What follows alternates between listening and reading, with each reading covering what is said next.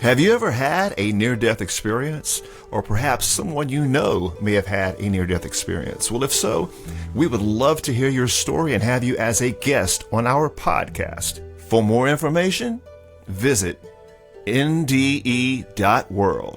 Again, that's NDE.world. We would love to hear your story. Welcome to the NDE World Podcast, where we explore the magical, mystical, and spiritual world of near-death experiences. And now, Ashton Lewis and Daphne Lynn. Welcome back to the NDE World Podcast. I am your host, Ashton Lewis, and this is my lovely hostess, Miss Daphne Lynn. Hello, Miss Daphne Lynn, and how are you today? I'm doing well. Thank you for asking. Just enjoying this super cool morning. It's like in the 30s out there today. Yeah. That may be normal for some people. Exactly. Maybe somebody, it might be hot for some. Yeah. So, we're in the southern. Yeah, we're in the southern part of the United States, down on the Gulf Coast. Where we got sunshine and water. So our temps here range, average 80. That's the average year round. Summers get close to 100, and our what we call winters, we don't really 60s, get really 70s. Hard winters. It gets down in the 30s. Sometimes during the day, I'm talking of the high. Yeah, the highs would be 50s, 60s maybe. Yeah, 70s. So through the winter. It's really nice weather. Yeah. Hey, think about this. I just had a thought. When we're talking about NDEs and on the other side and things like that, I'm sure there's no weather over there. I mean, I've never really thought. Right. Never really thought they about always it. Talk about the beauty of everything. Yeah. A sunny day, but no temperature. But would it be a weather thing, or is this weather just kind of really for here on Earth and us in this realm? Probably for maybe. Here. I don't know. Never really thought about it. I haven't either, and I haven't heard too many experiences talk about the actual coming back talking about temperatures the weather. of weather over there. Just yeah. Well, I would think I've even heard that that it's so bright that they don't need a sun. There is no sun. I've heard of stories like that, which even ties in with Scripture. In Revelation where it talks about the New Jerusalem and there's no sun or light needed because the source is the light. Glimpses from the other side left in Scripture. Yeah. There is truth in Scripture. We talk about it a lot here on the actual podcast.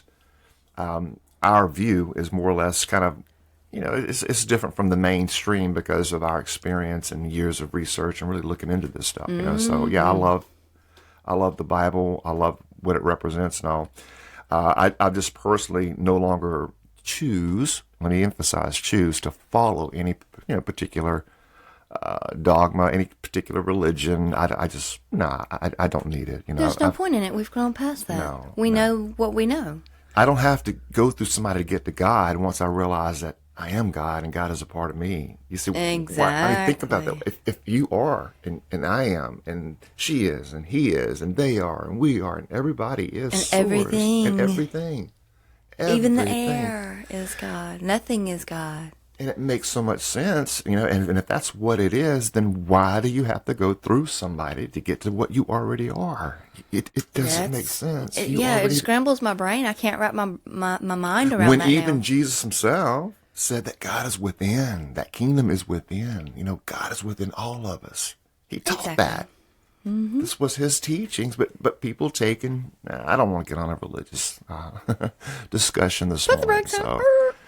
Yeah, I definitely, I'm not a religious basher, but I am a very serious person when it comes to being like the, I don't want to say like the Essenes, but yeah, the Essenes, what was the other group in the Bible that were known for their studying and really digging into things? It's in the Greek scriptures in the New Testament. The Bereans, I think it was. I think so. I'm not really sure. It's been a while, but there was a group that they were known for just tearing things apart. And Paul emphasized, he said, hey, be like those guys. Now I don't know if the name, I'm calling them the right group, so this is all, our podcasts are not scripted. We free flow. Yeah, so we free flow. So I'd be glad to look that up, or you can look into it. But it seemed like the Bereans. But anyway, there was a group that they were known for their study habits, studies, and they wanted to gain extra knowledge. And that's what we've taken upon ourselves, is to go past just relying on the Bible and spoon-fed through the church, but actually digging into the books that were taken out of the Scripture, different types of books. I mean, we have lots of books on NDE and different books that were kept out of the Bible. So we have a vast library that we study from, learn from, and you can learn so much from these NDE accounts, which we've got some really good ones today, and it's like, I'm looking forward to it. Well, I guess with that thought in mind, for those of you who are new, we're going to tell you a little bit about what we do. We are the NDE World Podcast, and if you want to get more information on what we do, go ahead and feel free to go over to our website at nde.world. nde.world. Feel free to contact us if you've got a story you'd like to share with us as well. So why don't we, since you mentioned the actual reviews, we're going to go ahead and review another NDE. And that's what we do on this actual podcast. We do different reviews. We do analysis. We do breakdowns. We really get into the gist of things to really make it easier to be able to share with others. And we also try to find those spiritual... The nuggets. What we call nuggets in these experiences to bring back so we can all, share these. Yeah, because you can learn so much from these. I mean, there is just so much beauty in these, even in the distressing ones. There are the distressing ones that we can glean from. Yep. So, looks like we have a pretty long one today. We might not get more than just this one in, but let's dig into it, see what we can find. Why don't we do that? We'll jump right on into it and see if we can find some nuggets. Go nug hunting. Go nugging. Nugging. Yeah, let's do that. Well, let's go ahead and get our first clip going, and we are rolling. I went into early labor with my first baby. After 4 difficult days, I was given an episiotomy, from which I lost a huge amount of blood. 2 days after my daughter was born, it was decided that a blood transfusion would be started. Roughly 2 hours into the transfusion, I felt I needed to use the toilet and hauled myself up, dragging the bag of blood beside me. Never before or after this experience have I felt so very weak and floaty. It was a great effort to move. I shuffled myself back from the toilet to the ward and slowly and carefully lay myself down. The ward was empty except for one other new mother who lay opposite me. I smiled at her and realized I was shivering. I have always felt the cold, so at the time assumed I just needed to warm up. I tried to lay still for a moment and quickly realized my whole body was shaking. The woman opposite me asked me if I was okay. I tried to tell her yes, and that I was just cold, but my teeth had begun to chatter and my jaw felt too stiff to control. Instead, I nodded, still not at all understanding at all why I was tremoring. I reached for my buzzer to ask a midwife for an extra blanket. As soon as she saw me, she pressed a button behind me, and within a few seconds I was surrounded. The transfusion was immediately stopped. I saw the woman opposite me staring at me. I was acutely aware of how scared she looked and the curtain being drawn around her. I wanted to ask what was happening, but I could not soften my jaw to speak, and almost immediately an oxygen mask was placed on my face. I remember fighting for breath. I remember how hard my chest was thumping.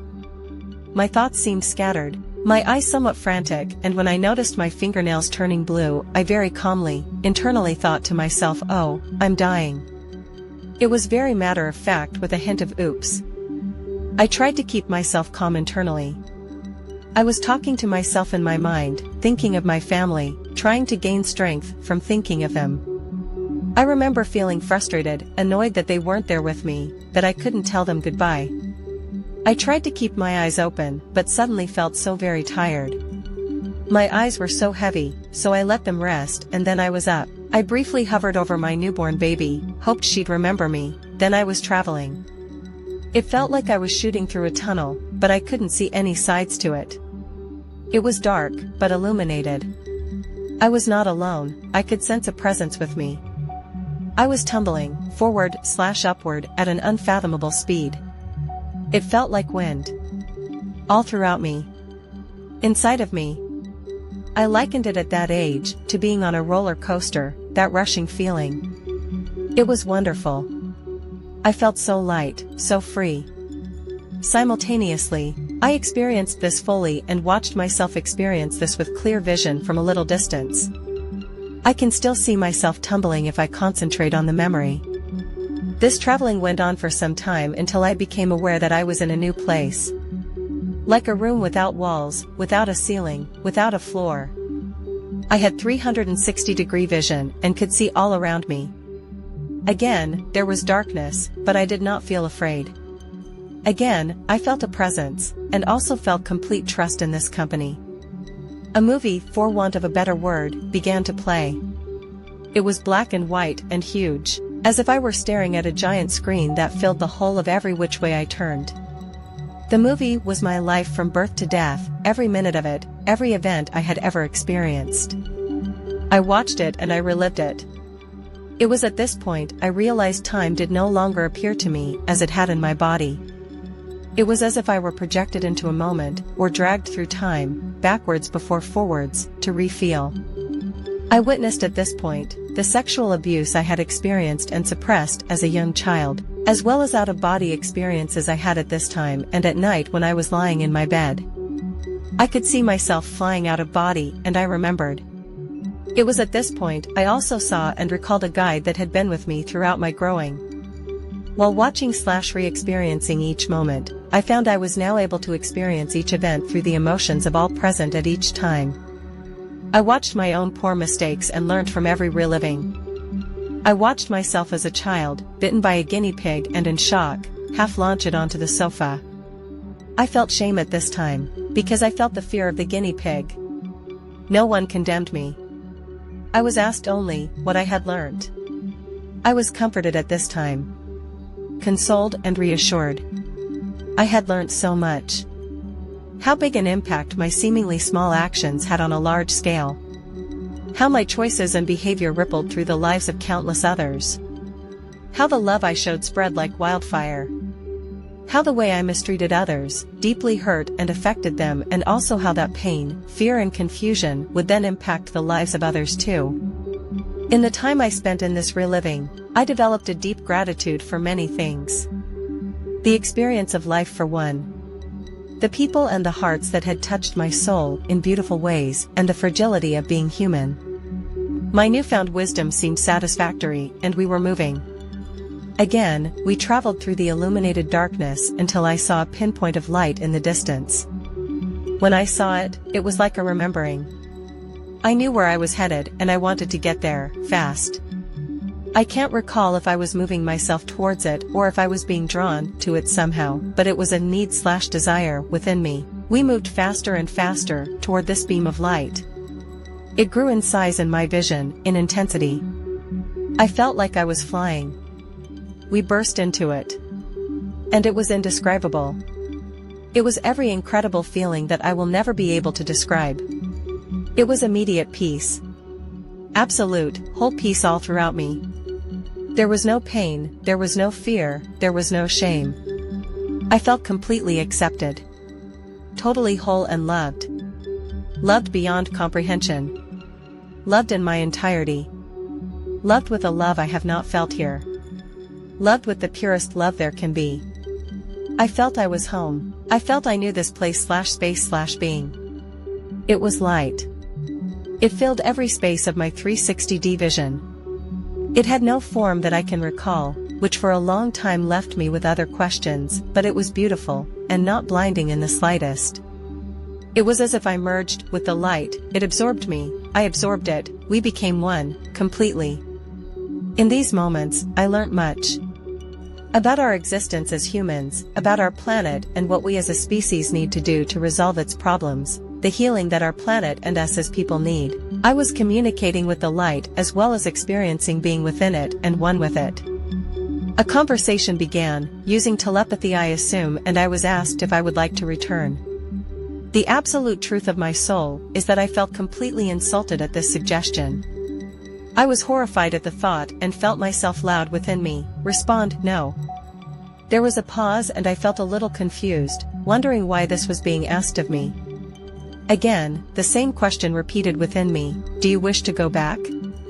Again, I said no. There was another pause, and then I was shown the baby I had just birthed, lying in the crib beside my body. I was shown much from time to come. Various outcomes that depended solely on whether or not I returned to my body. There would be countless lives that would be touched with this love if I returned, and many that would not know it if I did not. I remember taking what can only be described as a deep, soul sigh. A knowing sigh. An understanding. Immediately after seeing this, and holding the vision of my newborn daughter in my sight, her possible future if I stayed, I said yes. I asked for a moment more, and I was granted it. I soaked all the love I could into my entire being. It felt glorious. I felt pure and light and whole and loved and loved and loved. In this moment I understood everything. Creation, purpose, love. Physics, numbers, existence. I was completely at one with all of existence. And then I was shooting backwards, and it was cold and dark, and I was grieving the light before I even hit my body. It was another 2 days before I could hold my baby. I spent 48 hours lying naked as the day I was born, in and out of consciousness. I couldn't speak. I just lay there and cried quietly. I hurt, everywhere. I felt trapped, restricted, lonely. I missed the light, the love, immediately and immensely. It took my spirit longer to recover than my body, though that in itself was a long time. I was very depressed, for many years, and often dealt with suicidal thoughts, because the desire to be home was so great. I was confused for the longest time. I was afraid. I found being in a body painful, restricting, and limiting. I am still greatly uncomfortable with it, however. I have learned to love and be grateful for my life and breath. I was at my father's bedside when he passed on 7 years after my NDE, when many pieces seemed to fit into place in my mind. I started meditating at this time and rapidly forced myself to recover. From the sexual abuse, the loss of my greatest friend, my father, and excruciating loss of light. I remembered my purpose at this time. I started an online community called Bruised But Not Broken, and over the following 6 years built a community of over 700,000 individuals that had experienced sexual abuse, trauma, addiction, loss. Together, we work to heal our wounds and strive to be the best version of ourselves we can be. My NDE was without doubt the most incredible and transformative experience of my life. I have never forgotten a single moment of it and doubt I ever will. It took me time, but I allowed it to transform me in the most beautiful of ways, and I try every day to live and love the way I was loved in those very sacred moments. And we are back. Wow. That is such a wonderful experience there. I love it. I mean, I've got tons of notes, and let's just jump right into it. Would you like to comment on right before she goes into that near-death experience part, and then we'll just kind of kick into that part? Sure. She did give a lot of detail leading up to the account, but you see, this is a very, very common thread with these experiencers, is that feeling that they felt just before the experience. They say they've never before or after felt that way. Yeah. So it's a very common thread. Even within the experience itself, you hear that a lot exactly, as well. Yeah. Well, let's jump into the actual near-death experience, where it talks about she had had the actual OBE, out-of-body experience, and says she was hovering above her newborn. Yeah. Next thing she knows, she was traveling through this tunnel, kind of a dark illuminated tunnel, and she described it like an analogy of like being on a roller coaster and actually feeling the wind all through you. Yeah, she felt not it just in her on as you, well. but through you, and everything. But I thought it was interesting that she was seeing it from a second-person perspective. So she was seeing herself in that, because a lot of times the people are actually experiencing in first person. Mm-hmm. I thought that was pretty interesting as well. Yes. So she arrives to the new place. Now, let's jump into this next part. I'm really excited about this, the actual life review. Okay, she was in this, how does she describe, like a room with no walls? A room with we no hear that a walls, lot. but I hear that a lot. in the darkness. In the 360 screen or 360 vision. Yeah, in the darkness, she was not afraid. Yeah, so. Yeah. So And she felt she was not alone. not alone. She did feel Yeah. someone there with her. But she wasn't afraid. So Not that's afraid. good. Correct. Yeah. So the 360 vision is in place now. So now she has a movie played that surrounds her. It's in black and white. A huge giant screen. This is very, very common. A lot of times the screen is presented in different forms. Pictures, TV screens or, multiple 360 screens. Or, I mean, it's really... It's displayed or shown in different ways, but this is a common element of the life review for you to be able to see and experience Your life from birth to death. Correct. That's what this is all about. Yeah. And like she says she lived every event and she lived in it, and that time had no meaning. We hear that a lot as well. There's no time on the other side. So it's like time freezes and you get to experience all of these. And from what I understand, you're feeling it, okay, from that other person's perspective. You get to feel their hurt, their pain, their love, their joy, okay, that you brought to them. But you also, you feel their pain, but you feel it from your perspective and their perspective and perspective from the all or the creator. Right. From the source, from the loving. So you're going to feel total connection in your life review, and you're going to experience both love, joy, and regret and remorse. Exactly. And pain. Yeah. Yeah. And in her having her life review, she said she felt her guide with her through each moment. And that's something that really has my attention lately is the guides, our spirit guides, our guardian angels that we all carry with us, that know everything about us. So she said she knew it was with her through each of those moments. Yeah. As she was watching the experience. But she said also that all the poor mistakes as well, poor choices, because we do make poor choices. Here's the secret, guys. Really take this in. Okay, the purpose of the life review, she says it here beautifully, is for learning. Okay, she says she learned from every reliving. Okay, or from every experience. So every time she was reliving this and felt that pain from someone else, it took her to a whole different level of understanding, of feeling, of love, of appreciation, of knowledge, of hurt. You're going to feel all this stuff, but it's the best way to balance out your energy. The purge. The purge. We call it the purge. Yeah. Absolutely. So I like the little example of the little guinea pig. Yeah. Go ahead, if you don't mind sharing the account, and then we'll kind of dive in a little bit more of that, because there's something I wanted to kind of comment there. Yes, of course. She said she watched herself. There's that second person again, being bitten by a guinea pig, and she launched it onto the couch. And in that moment, she said she felt shame and the fear of the guinea pig. So that right there shows how connected we all truly are. All creation is connected. It is. And then we hear stories of, you feeling the fear and the pain of other humans. But have you ever stopped and thought about every animal you've ever harmed? What about all you guys out there who kill for a living? And I've heard the excuse, well, we got to eat. No, you don't have to eat because we're not carnivores. We are vegetarians. Yeah. Look at our teeth. You have no excuse to kill another animal, period. Exclamation point. There's no reason for you to take another life, even if it's little insects and stuff. So I've noticed even when I started growing spiritually that I even started looking at insects different. I'd pick one up and go take it outside if I see it in the house or whatever. Before I'd stomp on it or slap it or hit it or kill it or whatever. I don't know why, but that was just a reflex. You see an insect or, just swat it or whatever. Yes. No, let them go. Don't harm the little guy.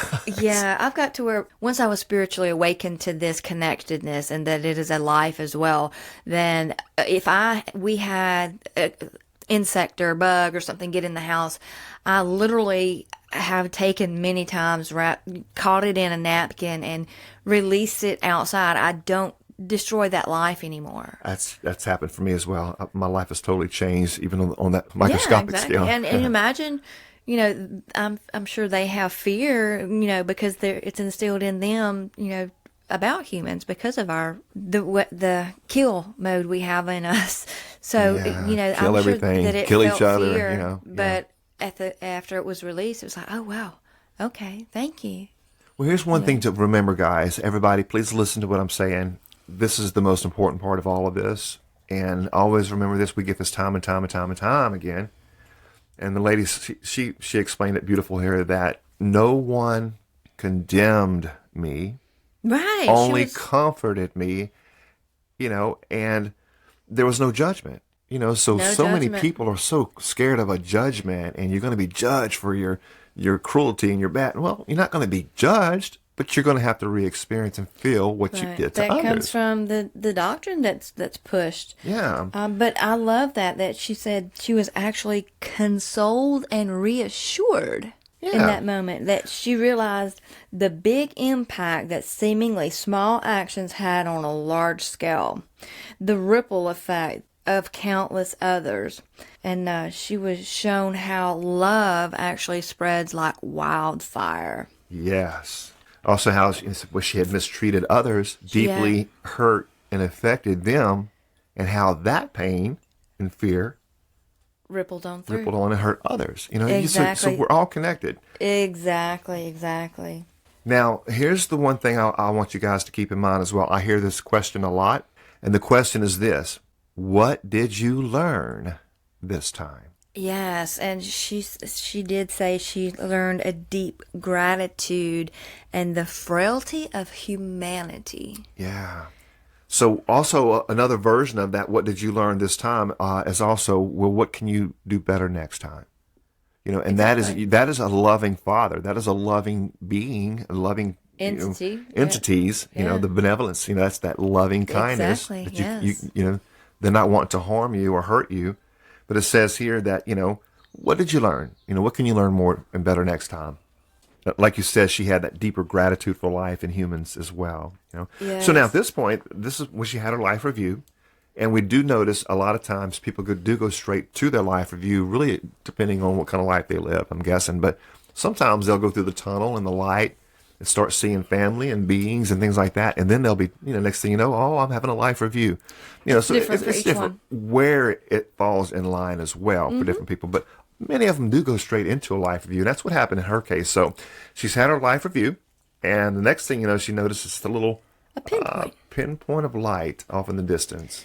Yep, and what she starts remembering. As she's moving towards the light, or the light's moving towards her, it just grew in intensity. Yeah, and she said she felt the need and desire that need and desire grew within her to go to that light. To that light, yeah. Yeah. So she went into the light, and again, like we always hear, is indescribable. It's ineffable. We don't have words to put into these feelings, guys. So keep that in mind. We can explain it in human terms just so we can all understand it. But again, she says, just like every other single person that ever has one of these, says it's indescribable. In other words, you can't put it into words. These feelings of that light and being connected to that source. Mm-hmm.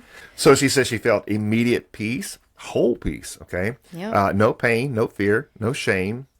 Completely accepted, totally whole and loved beyond comprehension, loved in my entirety, loved like never felt before, and loved with the purest love that there can be, because she felt like she was where? Home. Yeah, and that love she had not felt here on earth. Absolutely. And we hear that a lot too. People always say, "What? I'm home. I felt like I was home. Yes. Or I'm home again." Or so there's that sense of home and being where you came from, and that connecting back with that. So the light had filled her 360 vision, but she said it had no form. The light itself, it was just just light. So. And she merged with it, actually became and she became one with the light. Returned to source. She returned to the source. That's why she was able to tap in and start getting all these other experiences as far as this love and she's feeling, or this actual, what we're fixing to talk about here in a moment, where they, she actually connected with that source, and telepathically they kind of started communicating with each other. And on how to make the world a better place and things like that. Yeah. But she says here that she was communicating with the light, while at the same time she also was the light. Yeah. She was one with it. Being in it and one with it. Yes. Now this next part is funny. It's cute, but I totally understand it. I get it, yeah. And this is another common element in the OBEs. Mm-hmm. near-death experiences. Is that question Having to go back return. home. Yes. Yeah. So they ask her, or do you want to go back? And what was her actual response, Daphne? She said no, and that she had actually felt insulted by this question. And they asked her a couple of different times if she would like to return, and she kept saying no every time. And then they showed her her newborn baby and future events and how their lives would be affected in countless ways if she returned and if she did not return. So she got to see the return and non-return, and the effect of others. And she said she had a deep soul sigh and an understanding. And then that's when she said yes, she would return. But in that moment, she understood while she was connected to that source. That all knowledge download that so many speak of, from numbers and math, physics, existence. I mean, creation, that love, instant download, creation, love. You get that when you're there. Yep. And so that's what you're going to get when you return as well. When you return to source, then you'll be that all-knowing. Exactly. Again, in many cases, these people who connect with the source, and they know that they do know all, and they are connected with everything. However, when they come back, it seems that they have to leave that knowledge back, of course, because you can't be over on this side and be all-knowing. It just doesn't work. But sometimes some people bring those nuggets little back nuggets over back, of the they other side. remember knowing everything, but Correct. they can't access it on this side. Yeah, right. So here's the trip back, and we hear this a lot. A lot of people, so once she agreed to come back, at first she said she was horrified at the thought, actually insulted, didn't want to come back, but she, after being shown her little baby girl and, the future of that event and everything, the things linked to her returning back to that to resolve all that, then she said, okay, yeah, I'll go back. So she comes back. She's back in the body now. Now what? Ooh, you hear this. It's very, very common. She said she felt trapped and uncomfortable, restricted, and limited by being in the body. This is very common because the spirit, the soul is... No restrictions. You're free. And you're so much bigger than this human form. Yeah. Yeah, and she said she remembered her purpose at that point too. Yeah. So. Well, to go with your thought there, I like how she brought out, and it makes so much sense. We hear it so often with these near-death experiences that it took her longer to heal spiritually than it did physically. And after experiencing the other side and that love and that, that she didn't want to leave, didn't want to come back forward. Now she did come back. So when you've got that, and it's like, wow, there is a reality factor there when you think about where you went and where you're going, where we're all going, and you take a step back and look at where you are here in this world and its limits and the suffering with humanity and the pains, even with our own bodies, and just kind of falling apart as we age, or whatever reason is, emotional pains or whatever. Even the abuses that she's felt, we didn't even touch on this, but I'm going to bring it out now. She said that she experienced when she was going through her life review, the abuses that she had, the OBEs that she had that's right, when she was younger, and she had come back and actually started a group online for support for those who have had abuses in their life. That's awesome. And she had like over 700 something thousand. I mean, they've helped so many people so many ways. So that's a beautiful that's thing that came out of this fulfilling her one. purpose and giving her, a deeper appreciation for what she went through to help others. It says her sight was bruised, not broken. So I haven't broken and bruised. I haven't looked at it yet. So if you guys get a chance, go check it out. Yeah. So I wrote down here, bruised, not broken. That's it. Yeah. Bruised, not broken. I go back and listen to the thing. I'm sure she'll give it to you, but that's what I had written down. So yeah. So there's support out there but, for those who have been abused. I mean, many of us have been, and some people do not get past this. They hold on to it. Yeah. And there's others that come to terms with it, move on from it, release it. And from what I understand, if you can clear all of your, your spiritual blockage and energies here in this realm, and deal with these things and just let go of the put them traumas. where they go and let the traumas go and, and just learn from the experience and move on, that it actually helps in the life review as well. The life review, we experience a lot of stuff. It's because we hold on to a lot. We hold resentment. Whether we admit it or not, or even know it or not, we do hold on to a lot. Yeah. And that keeps you in a lower vibration. I mean, we speak of does. vibration on this channel a lot, and that's something we have to realize. From everything we are connected, every person we're connected with, their energies, what we eat, how we live, what we say, what we do is part of our vibration. And that's how a lot of times on the other side, you are recognized not by name, but by your vibration. Your vibration. Yeah. Think about that. Because you don't really know who you are. You don't even know who your name is. The only name you know is the name that your You don't have one. your Your parents vibration. gave to you. Yeah, your parents human construct. gave you a name here, and that's that's a good. We'll leave you with this thought. 'Cause we're going to go ahead and wrap things up here, but I'll ask you guys this question: who are you? Okay, we'll just leave it at that, and we'll on some future episodes we'll really dive into that question on who are you, and just who you Right. are. Yes, that's actually something I'm going to say this just before we go. I sat down one time and I journal and do a lot of drawings and stuff. So I took and I wrote out in the middle of the page, I am. Yeah. And then you just fill in Fill in the blank. all around that. And it becomes a truth. Yes. Whether it's good or bad, positive or negative, anything that follows I am is a It's truth. truth. Yeah. So try it. So insert something positive and constructive, and you'd be surprised at how that will actually change your life and affect your life. And go back and read that over and over. Add to it. I still add to it as I spiritually grow. I add to that. So always keep it growing. Absolutely, absolutely. So let's go ahead and wrap things up on this episode. As always, it's kind of like I don't want to shut things down. Yeah, but we're going to go ahead and do that. But we'll do plenty more. As long as we're here, we're going to keep sharing this information with you guys, and hopefully you guys are enjoying it and growing spiritually as much as we are, and enjoying it and growing as well. Be enlightened. We're all growing together. Yes. Yes, absolutely. We love you so much. Thank you all for listening, and may peace be with you all. Till next time. Y'all always let your light shine. For more information about the NDE World Podcast, visit nde.world.